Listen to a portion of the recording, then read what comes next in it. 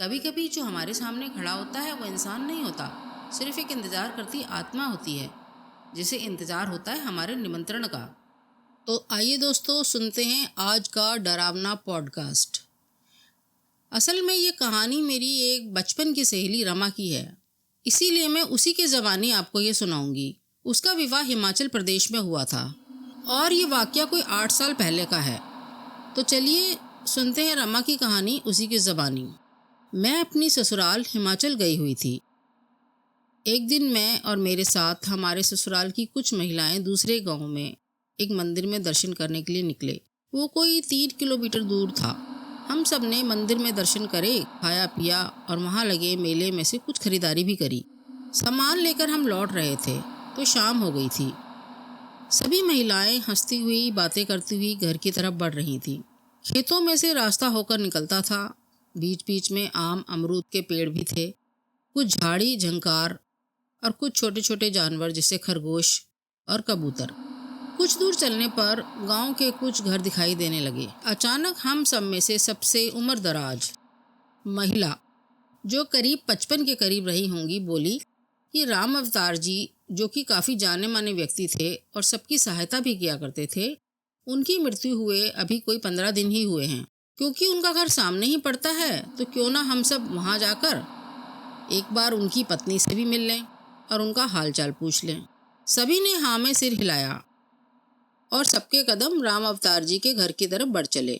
सच मानो तो मेरा बिल्कुल भी मन नहीं था वहाँ जाने का, क्योंकि एक तो घर में मेरा बेटा था जो यहाँ के माहौल से ज़्यादा परिचित नहीं था। वे अभी 10 वर्ष का ही था। मैं उसे अब और अकेला नहीं छोड़ सकती थी। सो मैंने अपने दूर के एक रिश्तेदार की 15 वर्षीय बेटी तनु की तरफ देखा। वो भी शायद थक गई थी और अब सीधे घर ही जाना चाहती थी। वो अपनी माँ के साथ नहीं थी। उसकी माँ की तबीयत ठीक ना होने की वजह से तनु हम सबके साथ ही मंदिर और मेले में जाने के लिए आ गई थी। पर जब बाकी महिलाएं, जो हमसे उम्र में काफ़ी बड़ी थी, उनको घर में भी कोई खास काम नहीं था, सो उन्होंने राम अवतार जी के घर जाने का प्रोग्राम बना लिया। मैंने तनु का हाथ पकड़ा और कुछ झिझकते हुए कहा कि तनु की तबीयत कुछ ठीक नहीं है और राजू भी घर में इंतजार कर रहा होगा, तो मैं तनु के साथ घर ही निकल जाती हूँ। सभी महिलाओं ने पहले एक दूसरे का मुंह देखा और बोली कि तुम अकेली चली जाओगी। मैंने हाँ में सिर हिलाया और तनु का हाथ पकड़कर जल्दी जल्दी कदम आगे बढ़ा निकल पड़ी। अंधेरा भी गिरने लगा था। कभी लगा कि कहीं गलती तो नहीं कर दी अकेले निकलकर, पर फिर तनु का हाथ कसकर पकड़ा और कदम और तेज कर दिए। गांव में स्ट्रीट लाइट नहीं होती थी, इसीलिए अंधेरा घिर आया था। चंद्रमा बादलों की ओट में छिप चुका था। चारों तरफ घना अंधेरा था और हवा इतनी ठंडी कि सांसें जमती सी लग रही थी। खेतों की भीड़ पर हम दोनों जल्दी जल्दी अपने घर की ओर बढ़ रही थी। हमारे पैरों के नीचे सूखी घास चरमराकर टूट रही थी और दूर कहीं सियार की लंबी हूक हवा में गूंज रही थी। चारों ओर एक अजीब सा सन्नाटा था। कहीं कोई हलचल नहीं थी, ना ही किसी पक्षी की आवाज। मैंने फुसफुसाकर कहा, तनु, तूने सुना? जैसे कोई हमारे पीछे चल रहा है। तनु ने हांफते हुए इधर उधर देखा। शायद कोई जानवर होगा, जल्दी चलें। जैसे ही हमने कदम तेज किए, खेत की दूसरी तरफ कुछ सरसराया। झाड़ियों के पीछे से एक परछाई निकली। तनु का हाथ कांपने लगा। मैंने देखा एक औरत धीरे धीरे हमारी ओर आ रही थी। हम चीख भी नहीं पाई, गले से आवाज ही नहीं निकली। हम बस भागने लगी, पर खेत जैसे अंतहीन हो गए थे। हवा बहुत भारी हो गई थी और हर दिशा से वो परछाई दिखाई देने लगी थी। तभी आवाज आई, रुको, मैं भी आ रही हूँ। आवाज कुछ जानी पहचानी लगी। मेरा दिल जोर जोर से धड़कने लगा।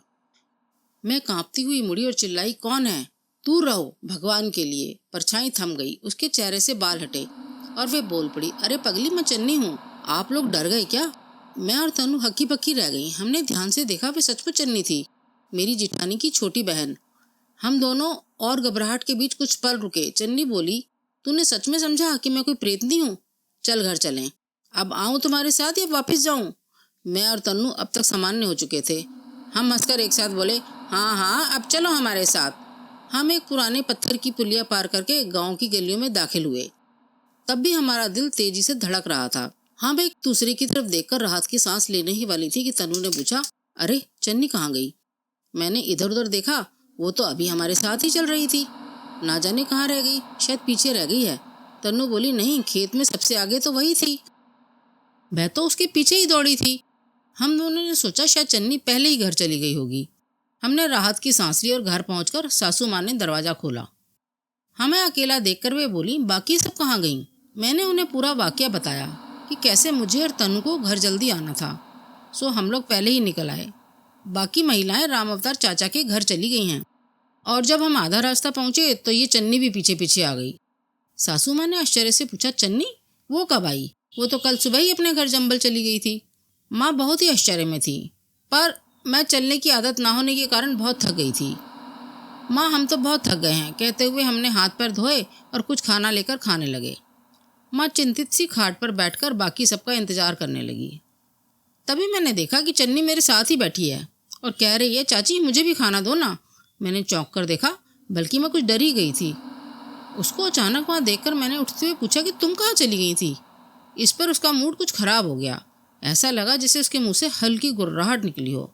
मैंने चौंक कर उसकी तरफ देखा, उसका चेहरा बड़ा ही भयानक लग रहा था। आंखें सफ़ेद थी और चेहरा विकृत। मैं चिल्ला पड़ी, अम्मा जी, और लगभग गिरती हुई बाहर की ओर भागी। माँ ने मेरी आवाज़ सुन ली थी, वो भी मेरी तरफ को आईं और मेरी हालत देखकर वो बोली कि क्या हुआ? मैंने हकलाते हुए बोला कि चन्नी अंदर है। वो तेज़ी से अंदर कमरे में गई, पर वहाँ कोई नहीं था। उन्होंने पलटकर मुझे देखा और कहा कि ये चन्नी का क्या चक्कर है? कभी कहती हो तुम्हें रास्ते में मिली, कभी तुम्हें कमरे में दिखती है। मैंने कहा, मुझे कुछ नहीं पता है, आप तन्नू से भी पूछ लो। और मैं पूरी तरह से डरी हुई थी।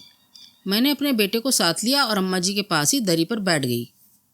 मुझे इन लोगों के साथ जाना ही नहीं चाहिए था। माँ ने मुझे दिलासा दिया कि तुम थक गई हो, अंदर जाकर सो जाओ, पर मैंने जो अभी देखा था उसे मैं भूल नहीं सकती थी। तभी बाकी की महिलाएं भी लौट आईं। जब माँ से उन्हें हमारे साथ हुए वाक़ये का पता चला तो सभी के मुंह खुले के खुले रह गए। उन्होंने कहा कि चन्नी उनके साथ नहीं थी, वो तो कल ही वापस अपनी माँ के पास जंबल लौट गई थी। फिर उन महिलाओं ने मुझे और तनु को बुलाकर पूरी बात पूछी। जब हमने उन्हें पूरी बात बताई तो उनके मुंह खुले के खुले रह गए, ये सुनकर कि हमने यानी मैंने और तनु ने एक साथ कहा था कि हाँ हमारे घर चलो, यानी चन्नी के रूप में जो हमें मिला, हमने उसे अपने घर आने का निमंत्रण दे डाला। अब क्या होगा? हम दोनों के पाँव से ज़मीन खिसक गई। जिस चन्नी के साथ उन्होंने पूरे खेत पार किए, डर से चिपक कर भागी, वो चन्नी थी ही नहीं।